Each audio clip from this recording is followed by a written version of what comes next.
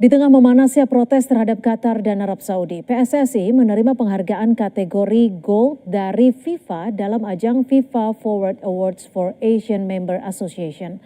Penghargaan tersebut diberikan atas keberhasilan PSSI membangun proyek pusat pelatihan nasional di ibu kota Nusantara.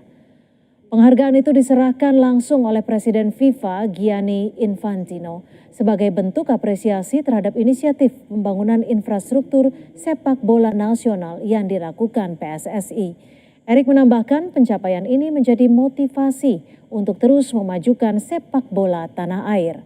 Pembangunan tahap pertama Pusat Pelatihan Nasional PSSI telah selesai sejak Februari lalu. PSSI menargetkan pembangunan total 8 lapangan sepak bola rampung pada 2026.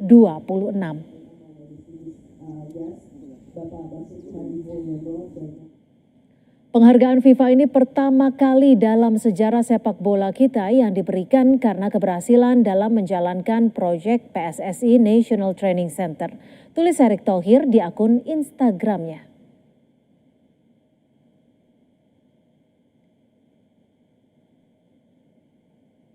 Saudara, AFC sudah menunjuk